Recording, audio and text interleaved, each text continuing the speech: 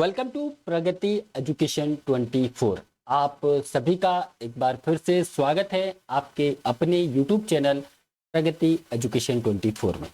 देखिए, चिकित्सा विभाग द्वारा जो अभी भर्तियां की जा रही है सीफू द्वारा, चाहे वो नर्सिंग ऑफिसर हो, फार्मासिस्ट हो, लैब टेक्नीशियन हो, असिस्टेंट रेडियोग्राफर हो, चाहे कोई भी विज्ञप्ति हो।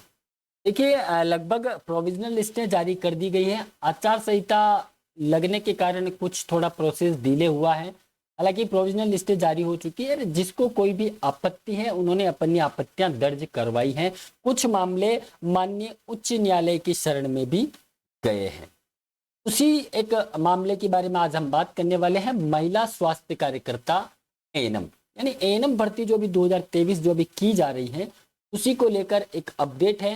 देखिए, आप कोई भी ऑर्डर अगर आप डाउनलोड करना चाहते हैं तो आप लोग प्रगति एजुकेशन 24.com वेबसाइट पर आ जाए। यहाँ पे आपको ऑर्डर एंड डाउनलोड सेक्शन में सभी जो है आप विजिट करते रहिए। यहाँ पे आपको डाउनलोड ऑर्डर में ऑर्डर्स मिलते रहेंगे।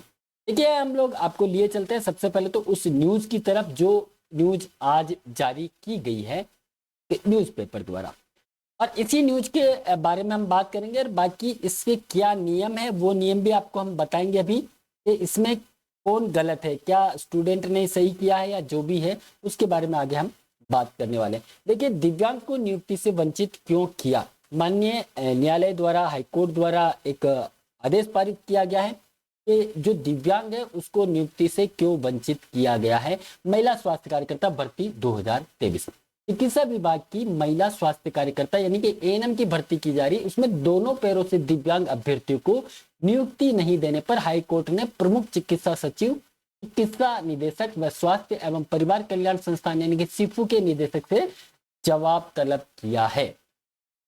यानी कि एक कैंडिडेट है मेनका प्रजापति। देखिए, जस्टिस सुदेश बंसल ने यह निर्देश दिया है कि मेनका कुमारी प्रजापति ने याचिका दायर की है और इनके जो अधिवक्ता है लक्ष्मीकांत शर्मा जी ने बताया कि राज्य सरकार ने 19 मई 2023 को महिला स्वास्थ्य कार्यकर्ता की 3,384 पदों पर भर्ती के लिए विज्ञप्ति निकाली थी। इसमें दिव्यांग वर्ग के लिए 136 पद आरक्षित रखे गए थे। हालांकि पदों में बढ़ोतरी हो गई है। आप लोग ये कमेंट ना करें कि सर इसमें 3,338 कैसे लिखा हुआ है। खैर, वो मुद्दा अलग है। तो इनका जो मेन मुद्दा है वो ये है कि भर्ती प्रक्रिया में प्रार्थिया ने दिव्यांग कोटे से आवेदन किया था। यानी कि एएनएम की जो भर्ती निकली थी, आप लोग समझिएगा कि क्या मामला है। दिव्यांग कोटे से आवेदन किया था बच्ची ने, मेनका प्रजापति ने दिव्यांग कोटे से आवेदन किया था और उसके जो है डॉक्यूमेंट वेरिफिकेशन भी हुए थे, यानी कि उन्हें दस्तावेज सत्यापन के लिए भी बुलाया गया था। लेकिन जो 6 अक्टूबर को लिस्ट जारी की गई है, प्रोविजनल सूची जो जारी की गई, उसमें प्रार्थ्या को शामिल नहीं किया गया है। यानी कि इस बच्ची का उस लिस्ट में नाम नहीं आया है। हालांकि इससे कम परसेंटेज वाली जो बच्ची है, जो कैंडिडेट है, उनको इस लिस्ट में स्थान दिया गया है। यानी कि अन्य दिव्यांग अभ्यर्थियों को इसमें चयन कर लिया गया है, लेकिन इस कैंडिडेट को इस लिस्ट में शामिल नहीं किया गया। जब प्रार्थ्या ने उसे चयनित नहीं करने के लिए विभाग से पूछा तो विभाग ने ये जवाब दिया है कि ये जो बच्ची है या आप दोनों पैरों से दिव्यांग हैं, इसलिए आपको यहाँ पे चयन नहीं किया गया है। दोनों पैरों से दिव्यांग होने के कारण इनका चयन नहीं किया गया है। तो देखिए, बात कहाँ आती है जब एएनएम में भर्ती की जाती है, जब एएनएम का एडमिशन की प्रक्रिया की हम बात करें। एएनएम एडमिशन जब लिया जाता है आफ्टर 12th, 12वीं के बाद जब एएनएम का 2 साल का जो कोर्स किया जाता है, उसमें साफ साफ स्वर्ण अक्षरों में लिखा हुआ है 1 लेग विद 40% और अबव कैंडिडेट को ही लिया जाना है। उसके बारे में आगे हम बात करेंगे।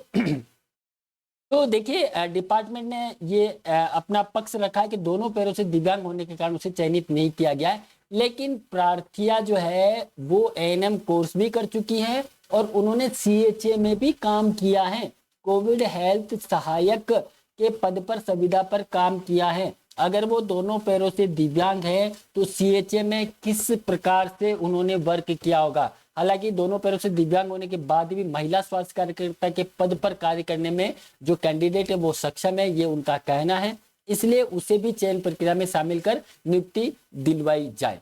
अदालत के मामले में सुनवाई करते हुए संबंधित अफसर से ये जवाब तलब के लिए कहा गया है। देखिए, ये तो रही न्यूज की बात। तो जो कैंडिडेट है मेनका कुमारी प्रजापति, ये जो कैंडिडेट है दोनों पैरों से विकलांग है और विभाग का ये कहना है कि दोनों पैरों से विकलांग होने की वजह से इन्हें चयन नहीं किया गया। अब आपको मैं लिए चलता हूं उस प्रोसेस की तरफ। देखिए 2 ऑर्डर है। पहले तो आप ये देखिएगा यहाँ पे जो ऑर्डर लिखा हुआ है ये क्या कहता है। इसमें कहा गया कि केवल एक पैर से विकलांग OL 40% या अधिक निःशक्तता होने पर निःशक्त अभ्यर्थी को हॉरिजॉन्टल वरीयता के आधार पर आरक्षण देय होगा। 40% से कम निःशक्तता OL होने पर आरक्षण का लाभ देय नहीं होगा तथा प्रमाण पत्र 3 वर्ष से अधिक पुराना नहीं होना चाहिए। देखिए एनएम भर्ती की हम बात कर रहे हैं, एनएम एडमिशन की, ठीक है। ये एडमिशन वाला नोटिस है। एडमिशन जब लिया जाता है एनएम का, जब बच्चे ने एनएम किया था तभी अगर ये नियम है कि केवल एक पैर से विकलांग कैंडिडेट को ही लिया जाना है और वो भी 40% से अधिक निःशक्तता होने पर ही उन्हें हॉरिजॉन्टल रिजर्वेशन देकर जो है उस एडमिशन में शामिल किया जाएगा और उनके पास एक सर्टिफिकेट होना चाहिए जो 3 साल से पुराना नहीं होना चाहिए।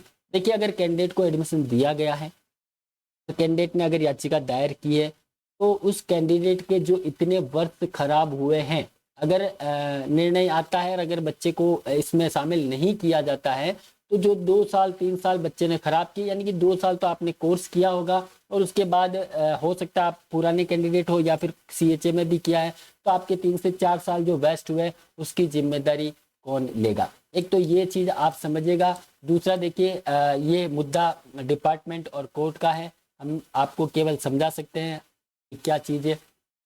देखिए नर्स ग्रेड द्वितीय सॉरी और एएनएम के पद पर जो भर्ती की जाती है, सीधी भर्ती है ना, उसमें निःशक्त वर्ग में OL यानी कि 1 लाख कैटेगरी के अभ्यर्थी ही पात्र हैं। ये देखिए साफ साफ स्पष्ट अक्षरों में यहाँ पे लिखा हुआ है कि नर्स ग्रेड द्वितीय और एएनएम के पद पर जो सीधी भर्ती की जाती है उसमें केवल निःशक्त वर्ग में OL यानी कि 1 लाख कैटेगरी के अभ्यर्थी ही पात्र माने जाते हैं। अतः एएनएम प्रशिक्षण में प्रवेश हेतु आने वाले निःशक्त अभ्यर्थियों को OL 1 लाख कैटेगरी के होने की पुष्टि के उपरांत ही अभ्यर्थियों को एएनएम प्रशिक्षण में प्रवेश दिया जाए।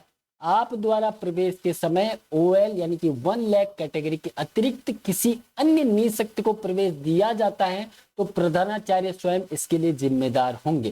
देखिए ये नोटिस है, ये नोटिफिकेशन जारी किया गया था और हर बार जितनी भी जो एडमिशंस लिए जाते हैं एएनएम्स के लिए उसमें जो ये है नोटिफिकेशन जारी किया जाता है। अब यहाँ पे देखिए स्टूडेंट को कोर्स भी करवा दिया गया है। 2 इयर्स का कोर्स स्टूडेंट का कंप्लीट हो चुका है। उसके बाद कैंडिडेट ने कोविड में कोविड हेल्थ सहायक के पद पर भी कार्य कर लिया है और वहाँ का उसको सुविधा का एक्सपीरियंस भी मिल गया है। बच्ची को फॉर्म भरा था उसने अपनी उसी कैटेगरी में और उसी डिसेबिलिटी कैटेगरी में उसका डॉक्यूमेंट वेरिफिकेशन भी हो चुका है और डॉक्यूमेंट वेरिफिकेशन होने के बाद उस कैंडिडेट को प्रोविजनल लिस्ट में जो है स्थान नहीं दिया जा रहा है क्योंकि वह 1 लेग कैटेगरी को एलिजिबल नहीं है, यानी कि वो दोनों पैरों से विकलांग है।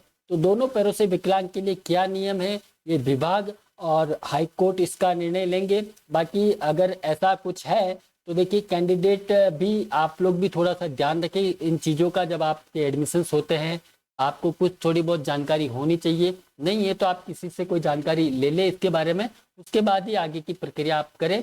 बाकी देखिए बच्ची ने जो भी याचिका दायर की है तो बच्ची के जो है फ्यूचर्स का सवाल है, तो बाकी डिपार्टमेंट से जवाब तलब किया है।